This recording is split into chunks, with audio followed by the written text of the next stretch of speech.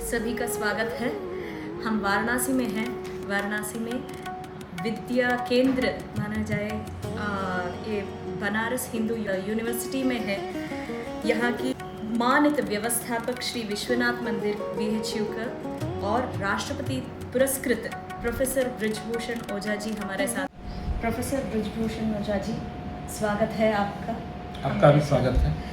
संस्कृत शिक्षण के लिए कार्य करने वाले संस्थाओं के लिए आपकी सजेशंस क्या है? कैसा कार्य करना है? देखिए, जितने भी संस्कृत शिक्षण संस्थान हैं वर्तमान में कार्य अच्छा कर रहे हैं, बहुत कार्य कर रहे हैं। संस्कृत विद्या, संस्कृत शास्त्र और विशेष करके जो वैदिक परंपरा है, भारतीय ज्ञान परंपरा है, उसके संरक्षण और संवर्धन के लिए जितने भी हमारे शिक्षण संस्थान है, विशेष करके केंद्रीय संस्कृत विश्वविद्यालय है, संपूर्णानंद संस्कृत विश्वविद्यालय है, कर्नाटक संस्कृत विश्वविद्यालय है, जगन्नाथ संस्कृत विश्वविद्यालय है, उत्तराखंड संस्कृत विश्वविद्यालय है, कामेश्वर सिंह दरभंगा संस्कृत विश्वविद्यालय है, गुजरात में सोमनाथ संस्कृत विश्वविद्यालय है, अभी असम में भी संस्कृत विश्वविद्यालय खुला है, बहुत दिन से काम कर रहा है। साथ ही अवान्तर इनसे संबद्ध महाविद्यालय हैं और विशेष करके काशी, मथुरा, वृंदावन, श्रृंगेरी, ऐसे तमाम जगहों पर गुरुकुल हैं और कई ऐसे भी विद्वान हैं जो अपनी अपनी संस्था बना करके, जैसे एक संस्था इस समय गोवा प्रांत में देवदत्त पाटिल जी की है जो बहुत अच्छा काम कर रही है वो संस्था। ऐसे बहुत सारे जगह हैं, बहुत सारे विद्वान हैं जो कार्य कर रहे हैं। अब ये बात है, कार्य संस्कृत शिक्षण का कार्य आज से नहीं हो रहा है, ये अनादि परंपरा से चली आ रही है। अब आजकल जो शिक्षण संस्थान है ज़्यादातर वो सर्वकार के अधीन है, शासन के अधीन है। तो शासन के बनाए हुए जो नियम हैं उस नियम के अनुसार संचालित होते हैं, कार्य करते हैं। बहुत चीज़ें उसमें बाधाएं भी होती हैं।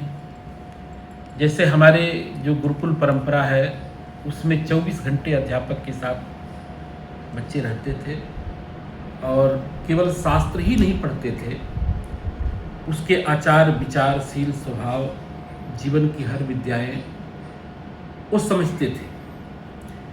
और विद्या के लिए जैसा महामुनि पतंजलि ने कहा है कि आगम काल, स्वाध्याय काल, प्रवचन काल और व्यवहार काल, ये क्रमिक होता रहा है। ये सब सारी चीज़ें होती आ रही हैं और आज भी हो रही हैं। लेकिन अब सबसे बड़ी समस्या संस्कृत शिक्षण संस्थानों के साथ क्या है कि युग बड़ा तेजी से बदल रहा है। एक कंप्यूटर का युग है, आधुनिक विज्ञान का युग है। इससे बहुत सारी समस्याएं भी पैदा हो रही हैं। जो हमारे बच्चे शिक्षित हो रहे हैं जो आधुनिक विद्या में, वो बहुत ऐसी चीजें हैं जो उनको जानना चाहिए, उससे वो जुड़ नहीं पाते हैं। तो सबसे बड़ी एक बात आप देखते हैं, जैसे संस्कार है, एक शील है, अपने देश के प्रति जो एक भाव है, अपने समाज के प्रति एक जो भाव है, अपनी विद्या के प्रति जो एक गौरव है, वो शायद नहीं हो पाता है। लेकिन अब जरूरत है कि जितने भी संस्कृत शिक्षण संस्थान हैं वो केवल ऐसे पंडित न तैयार करें जो आधुनिक ज्ञान विज्ञान से बिल्कुल वंचित हो। हम लोगों में भी तमाम कमियां हैं। अब जैसे बहुत ऐसी चीज़ें हैं, आधुनिक यंत्र हैं जिसको चलाने में बहुत कंफर्टेबल हम लोग नहीं हैं। लेकिन आज ज़रूरत है कि कंप्यूटर हो, चाहे मोबाइल ऐप हो, जितने भी तरह के ऐप हैं उसको संचालित करे, चलाए। कोलैबोरेटिव स्टडीज एकदम ये होना चाहिए। और साथ में जितने भी शास्त्र हैं, मैं बार बार एक बात कहता हूँ, शास्त्र पढ़ने से कुछ नहीं होगा, उस शास्त्र का व्यवहारिक रूप आना चाहिए। आप देखिए, आयुर्वेद और योग ये विशुद्ध परंपरा की देन है, वेदों की देन है। लेकिन इसकी मान्यता बहुत नहीं थी। कालक्रम में क्षीण हो गया था। लेकिन देश के यशस्वी प्रधानमंत्री जी और हमारे जो परम योगी स्वामी रामदेव जी इत्यादि ऐसे तमाम ऋषियों ने मिल के प्रयास किया। योग का एक व्यवहारिक रूप आया, आयुर्वेद का एक व्यवहारिक रूप आया, पूरा जगत मान रहा है, पूरा विश्व मान रहा है। उसी तरह से जो हमारे मूल विषय हैं व्याकरण, न्याय, वेदांत और मीमांसा, इन विषयों को हम पढ़ते तो जरूर हैं, लेकिन इनका व्यवहारिक रूप नहीं आता। अब कई ऐसे सिद्धांत हैं, एटॉमिक थ्योरी हो, चाहे बहुत ऐसे कहते हैं कि ये मेरा है, वायुयान भी बना था, ये कई बातें होती हैं। ये बात स्रोत तो जरूर हमें दिखते हैं, वैदिक ज्ञान के स्रोत ऐसे दिखते हैं जो पूर्णतः आज के ज्ञान से थोड़ा भी कम नहीं है, बल्कि आज के विज्ञान में जो कमियां हैं वो मानवीय मूल्यों को छोड़ के चलते हैं। ये हमारी परंपरा में नहीं है। हम केवल मनुष्य की बात नहीं है, संपूर्ण जीवन के लिए क्या ज्ञान विज्ञान जरूरी है वो हमारे यहाँ पढ़ाया जाता था, लेकिन उसको व्यवहारिक रूप हम नहीं दे पाते हैं। आप देखिए, मेरे पास व्याकरण है पाणिनि का, ऐसा व्याकरण कहीं दुनिया में नहीं है, लेकिन वो शायद केवल संस्कृत के लिए नहीं है। एक और विडंबना है, व्याकरण का विद्यार्थी व्याकरण पढ़ने के लिए व्याकरण पढ़ता है, ऐसा थोड़ा होता है। व्याकरण की पढ़ाई वेद, समस्त वेदों का अवलोकन करे, समस्त वाङ्मय का अवलोकन करे, लेकिन ये व्यवहार रूप में नहीं आता है। कितने स्वर, प्रक्रिया, ये सब सारी चीजें, खैर ये सब तो एक विषय है। आप देखिए गणितीय सिद्धांत कितने अच्छे हैं हमारे यहाँ, वैदिक गणित से लेकर के और आधुनिक गणित संस्कृतज्ञों ने कितना बढ़िया काम किया है। लेकिन उस गणित की कितनी उपेक्षा है। आप पूरे देश की जो आबादी है वो 2-4% भी वैदिक गणित से परिचित नहीं है। बहुत सरल सरल मानक सिद्धांत है, सारी चीजें हैं। तो ऐसे में जरूरत है कि जो अपने गणित की विधि है, ज्योतिष की विधि है, फलादेश की विधि है, वास्तुकला, आप देखिए कैसे कैसे मंदिर बनते थे, क्या निर्माण है, और उसकी सारी चीजें अपने यहाँ है और आज भी इसकी मांग है, लेकिन हम उसको रूप नहीं दे पाते। एक चीज और बड़ी तेजी से चलता है कि हम नूतन शब्द का निर्माण करेंगे, क्योंकि नूतन चीजें बनती जा रही हैं, ये यूनिवर्सिटियां काम कर रही हैं बहुत सारी। लेकिन आप सोचिए, मैं कई बार ये कहा, एक जब प्लेन बनता है तो केवल वायुयान नाम देने की जरूरत नहीं है, उसमें लाखों पार्ट्स होते हैं, सबके अपने नाम होते हैं। तो जब तक ये आविष्कार आपकी भाषा में नहीं होगी, पूर्णतः आपके शास्त्रों से नहीं होगी, तब तक ये काम संभव नहीं है। ऊपर ऊपर तो कहेंगे फिर इति विशेषा हम करते रहेंगे। तो जरूरत है कि इन शास्त्रों को व्यवहारिक रूप में लाइए। आज देखिए आयुर्वेद कितनी अच्छी बात है, केंद्रीय संस्कृत विश्वविद्यालय और जब वो शुरू होने जा रहा है कि संस्कृत के बच्चे संस्कृत के माध्यम से आयुर्वेद के शास्त्रों को पढ़ेंगे तो शास्त्र का जो मूल रूप है वो सामने आएगा। नहीं तो आयुर्वेद के नाम पर हम क्या करते हैं, एलोपैथिक दवाई चलाते हैं ज़्यादातर। ये चीज़ें नहीं होनी चाहिए, वो भी ज़रूरत है तो चलाइए, ऐसा नहीं कि एलोपैथ से किसी से विरोध है। उन चीज़ों का भी परिचय हमें होना चाहिए, लेकिन हम अपने मूल स्वरूप को, मूल शास्त्र को जो भूल रहे हैं वो ठीक नहीं। तो जितने भी संस्कृत के शिक्षण संस्थान हैं, प्राचीनता के संरक्षण करें, लेकिन उस प्राचीन शास्त्रों को कैसे व्यवहारिक बना सकते हैं और बच्चों को इसके लिए तैयार कर सकते हैं। अब बहुत ऐसी विद्याएं हैं जैसे आयुर्विद्या, धनुर्विद्या, तमाम रक्षा की विद्याएं यहाँ हैं। क्या क्या हम सुनते हैं, जब महाभारत रामायण पढ़ते हैं तो एक से एक अस्त्रों का संचालन होता था। इस आज भी बन रहे हैं और वो कहीं ना कहीं वेदों से प्रभावित होकर बनाते हैं। हमने जितने भी वैज्ञानिक कई मिले वो वस्तुतः वेदों की तरफ बहुत देखते हैं, बहुत जानते हैं, लेकिन प्योर एकदम इन शास्त्रों को पढ़ करके उन सभी शस्त्र अस्त्रों को कैसे बनाया जा सके, क्या करें, ये जरूरी है। दूसरी बात, हमारा बहुत बड़ा इस देश के लिए नहीं, पूरे विश्व के लिए। आप जहाँ बैठे हैं काशी हिंदू विश्वविद्यालय है, इसके संस्थापक पंडित मदन मोहन मालवीय जी हैं।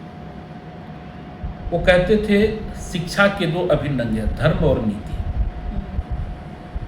और धर्म और नीति व्यक्ति से निकल जाए तो जानवर हो जाएगा। धर्मो ही तेसाम अधिको विशेषः, ये बात कहते, कई जगह ज्ञान है, कई जगह धर्म है। ज्ञान तो सबको होता है, मैं कहता हूँ धर्म तभी होगा जब ज्ञान होगा। ज्ञान तो सबका मूल है। तो जहाँ पर हम बैठे हैं, एक बहुत बड़ा प्रयास किया गया, प्राची प्रतीची कामेल सुंदर। आप आधुनिक ज्ञान और जो प्राचीन ज्ञान है, मैं कहता हूँ मानवीय ज्ञान को कहा जाए, मानव के लिए सर्व समुचित ज्ञान है, ये वैदिक ज्ञान है, शास्त्रों का ज्ञान है। इनको मिला करके पढ़ाया जाए। हमारे यहाँ दिक्कत क्या होती है, बच्चे शास्त्र पढ़ते हैं, आधुनिक ज्ञान से रहित हो जाते हैं। कई बार ये बात होती है कि अंग्रेजी भाषा क्यों पढ़ें, भाषा तो जितना सीख सकते हैं सीखिए। दूसरी तरफ क्या होता है, कई विश्वविद्यालय संस्कृत के नाम पर क्या पढ़ाते हैं, अंग्रेजी पढ़ाते हैं। उनको संस्कृत बोलना नहीं आता है, वो क्या काम करेंगे। कई यूनिवर्सिटी ऐसे हैं, संस्कृत के स्कॉलर को थीसिस अंग्रेजी में लिखना अनिवार्य है। जब हमने सुना तो हमको आश्चर्य हुआ। धीरे धीरे वहाँ भी परिवर्तन हो रहा है।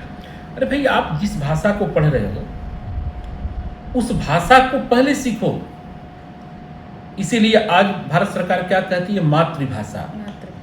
जिसकी जो भाषा है, वो कन्नड़ भाषा हो, तमिल भाषा हो, चाहे भोजपुरी भाषा हो, जो भी भाषाएं हैं, अपने मातृभाषा का ज्ञान होने के बाद आप संस्कृत, हम तो कई बार बड़ा आश्चर्य होता है इस देश में, जाने अनजाने हम सभी संस्कृत भाषी। कोई भी भाषा, भारतीय भाषा बोलते हैं, आप संस्कृत बोलते हैं, और सबके नाम प्रायः संस्कृत के नाम हैं।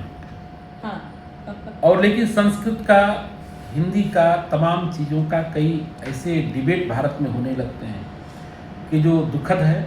सभी भाषाओं की नहीं भी कहें, ऐसे तो सबका रूट कहीं ना कहीं देखेंगे संस्कृत है, लेकिन जितनी भारतीय भाषाएं हैं उनकी जननी है, इसमें कोई वैमत्य नहीं है हम किसी का।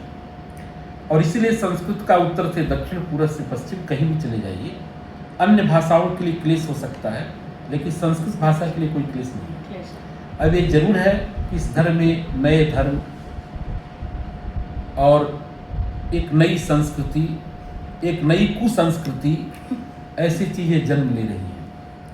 वो किस बहकाव में ले रही हैं ये कहना कठिन है, लेकिन उसको रोकना भी संस्कृत शिक्षण संस्थानों की ज़रूरत है। वो कहीं भी हैं, भारत के किसी भी कोने में है। तो ये जितने भी इस तरह की चीज़ें पनप रही है लोगों में, परस्पर में विद्वेष हो रहा है। यहाँ तक कि आप देखिए, संस्कृत धर्म ग्रंथों के प्रति कई बार तो हम ही उठाने लगते हैं, हमारे लोग ही बोलने लगते हैं। कुछ चीज़ें जरूर थी, वो थोपी गई। संस्कृत शास्त्रों में छुआछूत, भेदभाव की बात नहीं। शास्त्र हमेशा सर्वे भवन्तु सुखिनः, सर्वे सन्तु निरामया, इस भावना के साथ संस्कृत शास्त्र उपदेश करते हैं। उसी दिशा में चलते भी चलाते भी हैं। वर्ण व्यवस्था भी, उसको जाति व्यवस्था में तब्दील कर दिया गया है। और कोई भी दुनिया का तंत्र ऐसा नहीं है जब तक वो पद निर्धारित नहीं करेगा काम करा ले। हर व्यक्ति कुलपति तो नहीं होगा विश्वविद्यालय में, एक ही होगा। उसके नीचे रजिस्ट्रार एक ही होगा। प्रोफेसर होगा तो कोई विद्यार्थी भी चाहिए, कोई सफाई कर्मी भी चाहिए। ये आज भी व्यवस्था है। अब इसको कहे कि जाति के आधार पर है तो बिल्कुल पहले भी नहीं था, लेकिन तरह तरह की जो इस तरह की भ्रांतियाँ समाज में फैल रही है। संस्कृत शिक्षण संस्थान का एक यह भी कार्य है कि लोगों के मन में ये बात नहीं जाए। और सबसे इम्पोर्टेंट बात है, आज भी भारत के सुदूर प्रांतों में संस्कृत में इतने ज्ञान विज्ञान है, ये हम पहुंचा नहीं पा रहे हैं। धीरे धीरे बहुत ऐसे संस्थान हैं, कुछ संस्थान जिसमें सबसे अग्रगणी कोई है, केंद्रीय संस्कृत विश्वविद्यालय है। क्योंकि इसलिए भी है कि उसके पास संसाधन है। बगल में आप देखेंगे श्री लाल बहादुर राष्ट्रीय संस्कृत विश्वविद्यालय, उसका भी बहुत बड़ा कार्य है, बहुत अच्छा काम है। और साउथ में देखेंगे तो राष्ट्रीय संस्कृत विद्यापीठ तिरुपति जब से खुला है वो बहुत बड़ा काम कर रहा है। वहाँ के बच्चे आते हैं, बहुत बड़े ही योग्य हैं, बड़े अच्छे हैं। ऐसे जितने भी संस्थान हैं काम कर रहे हैं, लेकिन साथ में कई तो विश्वविद्यालय शासन की उदासीनता के कारण, चाहे किस कारण से, कोई अपरिहार्य कारण है, उसके सही संसाधन नहीं है, वातावरण नहीं बना पाते हैं। और जो शिक्षक वृंद हैं उनसे भी हम ये अपेक्षा करते हैं कि इस तरह से नहीं होना चाहिए। विद्यार्थी घूम रहा है, बैठे हैं, ये सब भी चीज़ें होती हैं और ये कोई ऐसी बातें नहीं है। कई बार हम लोग कार्याधिक्य में भी बहुत फंस जाते हैं संसार के उसमें, ये भी नहीं होना चाहिए। तो कई ऐसी चीज़ें हैं जो अच्छा हो रहा है और मुझे लगता है अभी एक नई नई चीज़ें मिली है कि संस्कृत मीडियम से लॉ करेगा व्यक्ति, संस्कृत मीडियम से आयुर्वेद पढ़ेगा। ऐसे ही संसार की जितनी विधाएं हैं, IAS, IPS, सभी डिफेंस सिस्टम है, हम तो चाहते हैं कि एक पक्ष और छूट जाता है। जब भी नेता की बात आती है तो लोग गलत दृष्टि से देखने लगते हैं। ये तो संस्कृत शिक्षण संस्थानों का यह भी दायित्व है कि सुसभ्य, सुसंस्कृत, संस्कारित नेता भी तैयार करें, क्योंकि पूरे संसद में संस्कृत की गूंज होनी चाहिए, जो इस देश की मूल भावना है। एक व्यक्ति संस्कृत बोलता है तो दूसरा विरोध करने लगता है, ये देश की दशा है। अभी कुछ दिन पहले हम लोग जो देखा, ये सब सारी चीजें हैं इस दिशा में, छात्र हित में। अंत में ये कहना है कि ऐसे छात्र को तैयार करना है जो समर्थ हो, सशक्त हो, ज्ञानवान हो, समाज को दिशा दे, जिसमें नेतृत्व क्षमता हो और आने वाली जो चुनौतियां हैं उन चुनौतियों से लड़े, उसका समाधान दे, समस्या खड़ा न करे। और ये चीज़ें संस्कृत शिक्षण संस्थान से ही उत्पन्न होगा, क्योंकि जो चीज़ें हमारे पास है वो शायद अन्य जगहों पर नहीं है। और एक छोटी सी सर्वे में बार बार कहता हूँ, आप देखिए भारत की जो संस्कृति है परिवार में, माता पिता भाई बंधु, कीट पतंग पशु पक्षी सबके प्रति एक भावना से जुड़ा रहता है। एक यहाँ की विद्या में वो खासियत है, ये बने रहनी चाहिए। ये संस्थाएं जिस दिन समाप्त हो जाएंगी, एक संस्कृत के विद्यार्थी को देखिए, मेरा जो अनुभव मैं कहता हूँ, ऐसे ऐसे विद्यार्थियों को देखा जो बिल्कुल संस्कारहीन गांव से आते हैं, संस्कृत पढ़ने के बाद वो ऐसा बन जाते हैं, तेजस्विता आ जाती है और वो पूरी दुनिया को लीड करते हैं। एक तो व्यसन नहीं होता है, दारू शराब गांजा अफीम, इसका चलन लगभग 0% है संस्कृत शिक्षण संस्थानों में। संस्कृत के विद्यार्थियों में अपवाद तो एकाध हर जगह रहते हैं, होना भी चाहिए, उसके भी हम समाधान ढूंढते रहते हैं।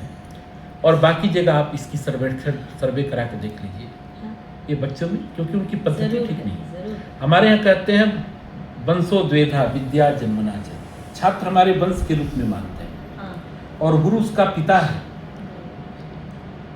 पतंजलि ने तो बहुत अच्छा कहा है कि गुरु छाता होता है, गुरुणा शिष्य छत्रवत छाद्य शिष्येण गुरु परिपाल्य। ये भावना धीरे धीरे समाप्त हो गई है। आजकल कोचिंग कल्चर जन्म ले लिया है, जो कि बहुत खतरनाक है, बहुत अच्छी बात नहीं है। पैसा लेकर के विद्या देना, इसकी मान्यता कभी हमारे शास्त्र नहीं देते। आप खूब पढ़ाइए, 1 करोड़ लोगों को पढ़ाइए, लेकिन ये जो पैसे की व्यवस्था करके पढ़ाया जाता है ना, इतना फीस दो हम पढ़ाएंगे, ये बेचेंगे विद्या, ये सब कहीं ना कहीं ठीक नहीं है। खैर, इस पर बहुत विवाद भी होते रहते हैं, ज़रूरत भी लोग बताते हैं, लेकिन शिक्षण संस्थानों को 2-4 चीज़ें जो है ना, ये सब को ठीक करना चाहिए। सबसे पहले प्रॉपर ज्ञान दें शास्त्रों का, शास्त्रों को व्यवहारिक बनाएं, बच्चों को उनको ऐसी उसी विद्या को ऐसा बनाएं जिसको पढ़ करके जीविका पा जाए, इधर उधर घूमता न रहे, जीविकोन्मुख विद्या हो। और सब मिलाकर के विद्या आत्म कल्याण के साथ समाज देश का कल्याण करे, पूरे विश्व का कल्याण करे, ऐसी विद्या शिक्षण संस्थानों को देना चाहिए। इसीलिए हम MES सेंटर फॉर वैदिक studies, MPL Shastri centre for वैदिक स्टडीज़ में ऐसा एक मॉड्यूल क्रिएट किया है हमने, हमारे डायरेक्टर मैडम ने, पद्मजा जी ने, नेतृत्व मॉडल थ्रू भगवत गीता।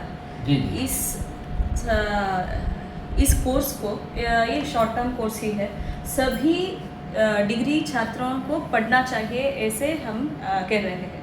हमारे MES college of arts commerce and science आप भी आए थे। इस पर मैं एक बात कहूँ। हाँ, कहिए। ये पद्मजा जी को बहुत बहुत धन्यवाद है। हाँ, आप देखिए, हाँ, जिस आप प्रांगण में बैठी हैं, ये पंडित मदन मोहन मालवीय जी का प्रांगण है। हाँ, उनका शरीर नहीं है, लेकिन ये विश्वविद्यालय के जितने भी आप कलेवर देख रही हैं, आज उन्हीं का शरीर है। यह शरीर आज भी दिखाई दे रहा है। जब ये विश्वविद्यालय खुला तब से लेकर आज तक पूरे विश्वविद्यालय के लिए गीता का प्रवचन अनिवार्य है, जो आज भी यहाँ के मालवीय भवन में हर रविवार को 1 घंटे होता है। और महामना आजीवन उन्होंने कहा कि आप कोई भी काम करिए, लेकिन सप्ताह में 1 दिन आप हमें दीजिए। उसमें IIT के बच्चे, साइंस फैकल्टी के बच्चे, संस्कृत विद्या धर्म विज्ञान तो उसका आयोजन ही करता है, मैं भी उसका एक सदस्य हूँ। और कोई भी कुलपति आया उसमें जरूर जाता है। और बच्चों के लिए आवेश है कि आज भी उसमें देखेंगे, सारे बच्चे तो नहीं पहुँच पाते हैं, मैं कोई गलत नहीं दूंगा, लेकिन आज भी 200-400 बच्चे बैठते हैं। हाँ। जिसमें ज़्यादातर संस्कृत के बच्चे नहीं। और उनको निरंतर, ये 1916 में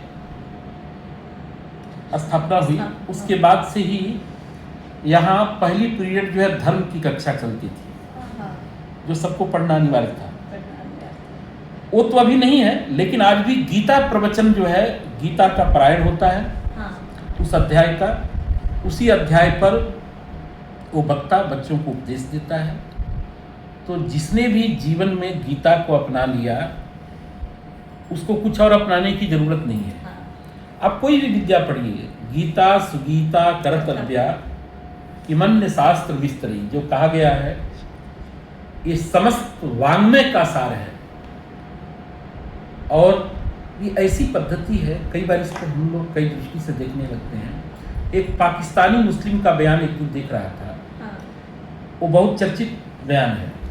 उसने कहा जीवन की कई ऐसी समस्याएं थी, उसका समाधान हमें कहाँ मिला? गीता में मिला। मैं किसी ये नहीं कह रहा हूँ, लेकिन एक चीज हमने सुना, हमारा ये कहना है कि विश्व की कोई भी मनुष्य जाति यदि अपने जीवन की कोई समस्या दूर करना चाहती है, समाधान चाहती है, जीवन को सार्थक बनाना चाहती है, इस जीवन का अर्थ क्या है, वो कहीं मिलेगा तो कहाँ मिलेगा? गीता में मिलेगा। ऐसे सभी संस्कृत वाङ्मय में है, लेकिन इतना अन्वेषण करने की जरूरत नहीं है। एक छोटे से और इतने गंभीर ग्रंथ है वो, उसमें आपको सब कुछ मिल जाएगा। मैं तो कहता हूँ केवल वो सनातन का ग्रंथ नहीं है, ये सौभाग्य है कि हमारे ऋषियों ने रचा है, वो संपूर्ण विश्व का ग्रंथ है। आज संपूर्ण विश्व के मनुष्य को गीता का अध्ययन अवश्य करना चाहिए। अब बताइए।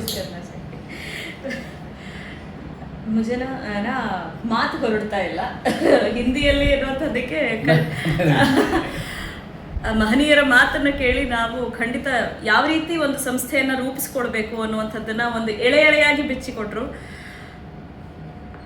ಮದನ ಮೋಹನ ಮಾಳವೀಯರ ಒಂದು ಅದ್ಭುತವಾದ ಸಂಸ್ಥಾನದಲ್ಲಿ ನಾವು ನಿಂತಿದ್ದೀವಿ ಇವತ್ತು.